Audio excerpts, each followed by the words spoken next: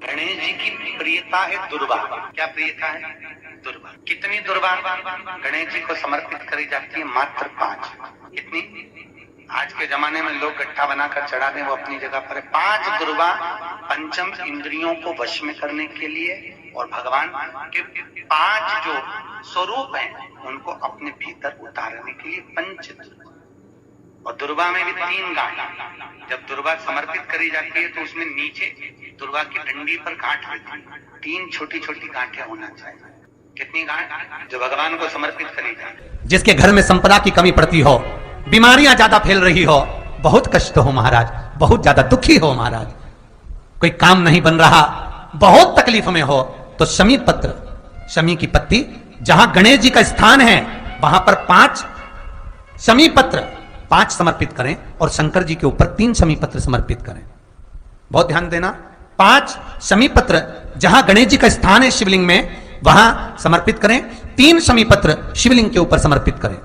1 शमी पत्र शंकर जी की चौखट पर लेफ्ट भाग में, जाते समय आपका उल्टा हाथ, जब मंदिर से निकलो तो उल्टे हाथ पर लेफ्ट भाग में शंकर जी की चौखट पर समर्पित करें 1 शमी पत्र। और महाराज घी का दिया जहां लेफ्ट भाग में आपने शमी पत्र रखा है, मंदिर में ना दिया लगाकर बाहर की ओर जहां शमी पत्र रखा है उसके ठीक साइड में एक घी का दिया लगा दीजिए। केवल गणेश चतुर्थी से लेकर अनंत चतुर्दशी तक गणेश पुराण कहती है भगवान गणेश जी का, मोर ध्वज का, मयूर ध्वज गणेश का नाम लेकर जो ये दीप शमी पत्र चढ़ा देता है उसके घर से कभी रिद्धि सिद्धि नहीं जाती, वैभव प्रतिष्ठा नहीं जाती। कर देखो, गणेश जी महाराज और एक शंकर जी, ये 2 देवता ऐसे हैं जिन पे तुलसी नहीं चढ़ती। शंकर पर तुलसी चढ़ा दो तो व्यक्ति रोगीला होता चले जाता है, और गणेश जी को तुलसी चढ़ा दो तो व्यक्ति के घर का धन छिन्न हो जाता है महाराज। इसलिए गणेश जी के भोजन में तुलसी नहीं डलती, क्योंकि वृंदा देवी ने भगवान शंकर के पुत्र विनायक को देखकर विवाह का प्रस्ताव रखा था, पर गणेश जी महाराज ने कह दिया और तुमने तुलसा भी डाली, तो दोष लगा कि नहीं लगा? अरे बोलो तो लगा? नहीं लगा। क्यों नहीं लगा? अगर थाली को अंदर से लेकर आए, पुष्टि मार्ग का नियम, जब ठाकुर जी के सामने 56 भोग, कुनवाड़ा, अन्नकूट लग जाता है, लगने के पहले उसको जब लेकर आते हैं रसोई घर से, भोजनशाला से, तो उसमें तुलसी डाल के नहीं लाते। अगर रसोई घर से भोजन में तुलसी डलकर अगर ठाकुर जी के सामने वो थाली रखी तो ये पक्का है वो थाली ठाकुर जी नहीं जीमेंगे, क्योंकि उसमें तुलसी रखी हुई आई है। हाँ, जब ठाकुर जी के सामने थाली रखा गई और तुमने थाली रखने के बाद में मंदिर के सामने बैठ के फिर तुलसी डाली तो ठाकुर जी उसको स्वीकार कर लेते हैं। क्यों? क्योंकि 33 करोड़ देवी देवता एक जगह पर विराजमान हैं। जब हम थाली रखते हैं प्रथम देव उस भाग को ग्रहण कर ले। जब तक तुलसी डालते हैं प्रथम देव अपनी दृष्टि हटा लेते हैं। समय होता है, एक टाइम होता है, एक पल होता है, एक घड़ी होती है कि गणेश जी महाराज हमारे घर में आ गए।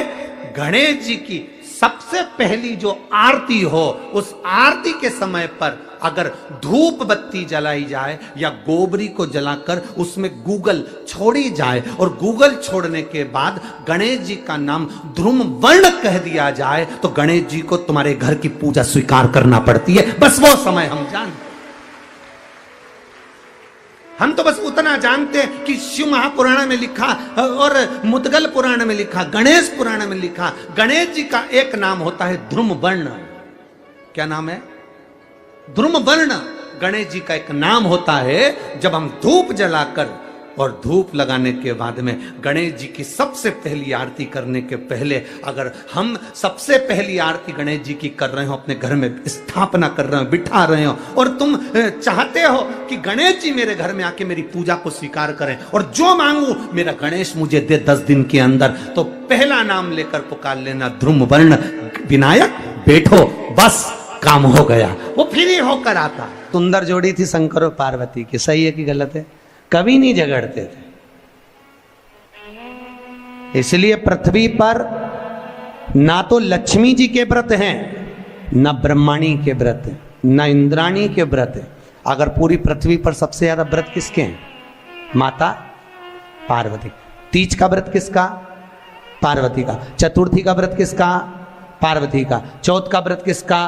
पार्वती का। छठ का व्रत किसका? पार्वती का। जितने व्रत है सब माता पार्वती। गणेश जी मैया को प्रसन्न करने के लिए अष्ट रूप में धारण करते हैं। 8 रूप भगवान गणेश जी ने धारण किए। एक मयूरेश्वर गणेश, दूसरा सिद्धि विनायक, तीसरा बल्लालेश्वर, फिर वरद विनायक, फिर चिंतामणि, फिर गिरजात्मज, फिर भगवान गणेश विघ्नेश्वर अष्ट विनायक, फिर महागणपति। ऐसे गणेश जी के अष्ट नाम हुए। उस समय तिजोरी के अंदर जो गणेश की प्रतिमा रखी जाती है किस नाम से रखी जाती है? तो तिजोरी में हम जो गणेश की प्रतिमा रखते हैं वो वरद विनायक के नाम से रखते हैं। कौन सा गणेश? वरद। वरद विनायक के नाम से तिजोरी में गणेश रखते हैं। और वरद विनायक के नाम से गणेश जी तिजोरी में रखाते हैं। आपको कथा में कहा था, घर में सीधी सूंड का गणेश और व्यापार व्यवसाय ऑफिस में उल्टी सूंड का गणेश होना चाहिए। वरद विनायक को तिजोरी में। जब मकान का गृह प्रवेश होता है तो गणेश जी की पूजन जो दरवाजे पर करी जाती है उसे सिद्धि विनायक गणेश कहते हैं। कौन सा गणेश? सिद्धि विनायक। जब हम घर में शुभ कार्य हो, बंदरवाल लगाएं, कोई दरवाजे पर शुभ लाभ लगाएं या स्वस्तिक बनाएं या माताएं दरवाजे पर रंगोली डाले तो उसी समय पर सिद्धि विनायक के नाम से रंगोली डालना चाहिए। तो घर में लक्ष्मी बढ़ती है, सिद्धता बढ़ती है। याद रखिए, कभी भी गणेश जी को, मिट्टी के गणेश जी लाते हो भादो महीने में, तो विसर्जन करो तो विसर्जन के समय पर 2 बिंदी, एक कंकु की एक हल्दी की, दीवार पर जरूर लगा देना चाहिए। क्यों? क्योंकि गणेश जी हमारे यहाँ आते हैं तो रिद्धि सिद्धि के साथ आते हैं। पर जब गणेश जी जाते हैं, अगर हम बिंदी नहीं लगाते हैं तो गणेश जी अपनी रिद्धि सिद्धि को साथ में लेकर चले जाते हैं। पति के साथ पत्नी वापिस चली जाती है। जब हम बिंदी लगाते हैं तो उसका मतलब होता है कि हमारे घर की बहू हमारे घर में रहे, बेटा भले भ्रमण के लिए जाए।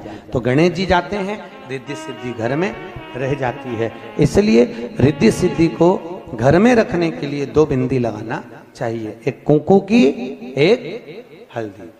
रिद्धि सिद्धि। गणेश जी की प्रियता है दुर्वा। क्या प्रियता है? दुर्वा। कितनी दुर्वा गणेश जी को समर्पित करी जाती है? मात्र 5। कितनी? आज के जमाने में लोग गट्ठा बनाकर चढ़ा दें, वो अपनी जगह पर 5 दुर्वा पंचम इंद्रियों को वश में करने के लिए और भगवान के 5 जो स्वरूप हैं उनको अपने भीतर उतारने के लिए 5 दुर्वा। और दुर्वा में भी 3 गांठ।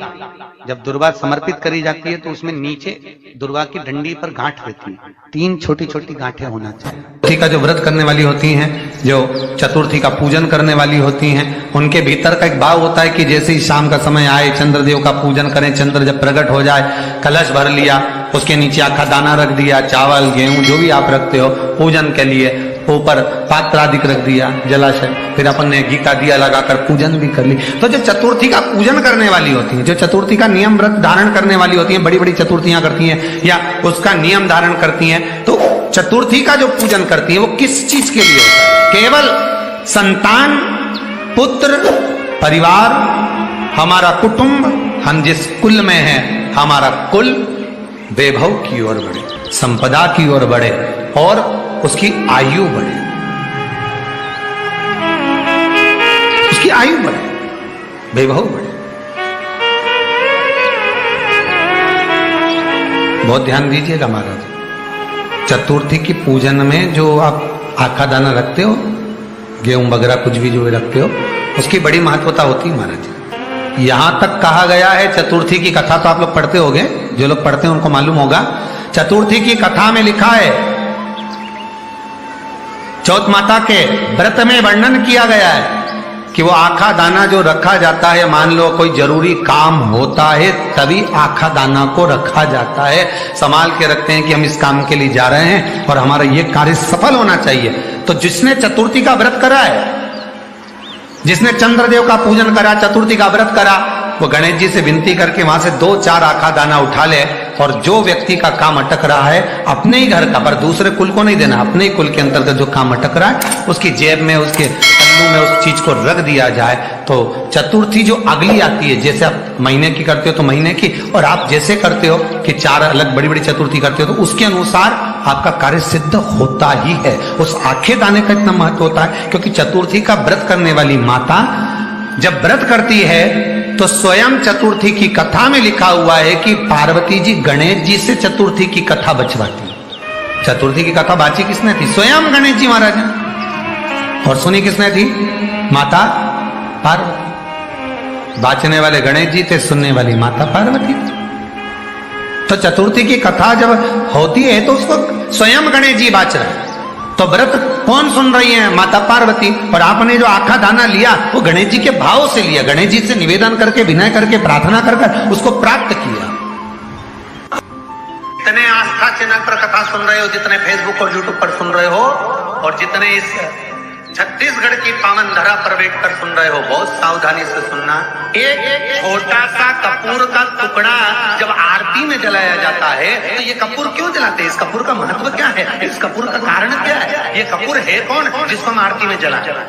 क्या जरूरत इस कपूर को आरती में जलाने की? क्या जरूरत इसको यज्ञशाला में जलाने की? क्या जरूरत है इस कपूर को पूजन में जलाने की?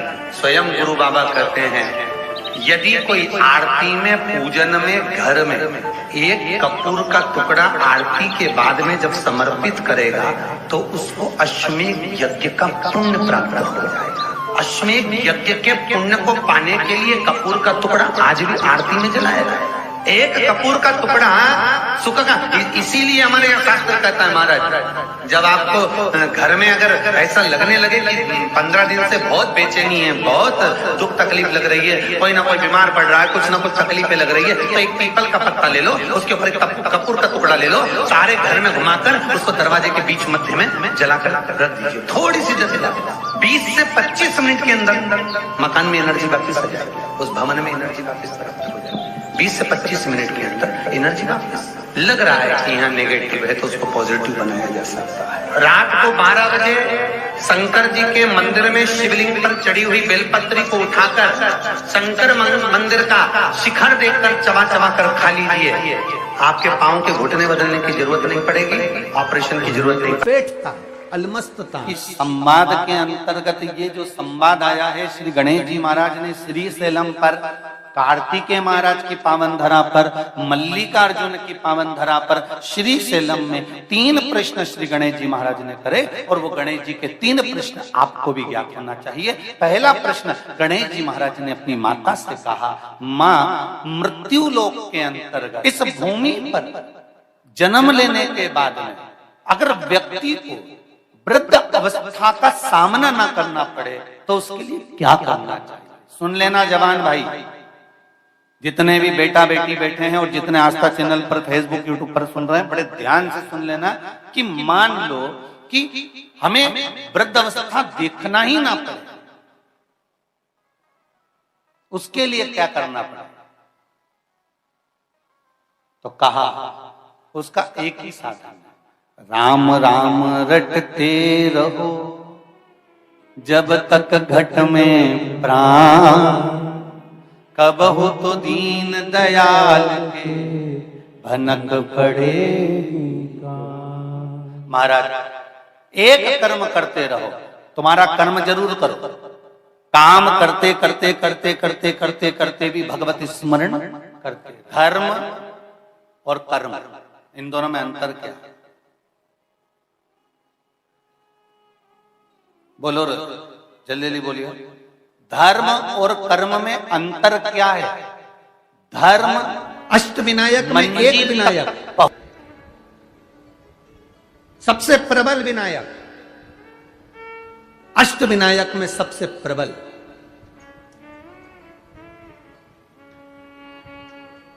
जहां के वृक्ष भी मोर का रूप लेकर आवाज लगाते हैं शिव जी को,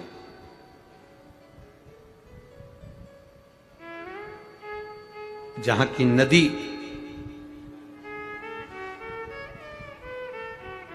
सिंधुरासुर असुर के कारण करहा रही है,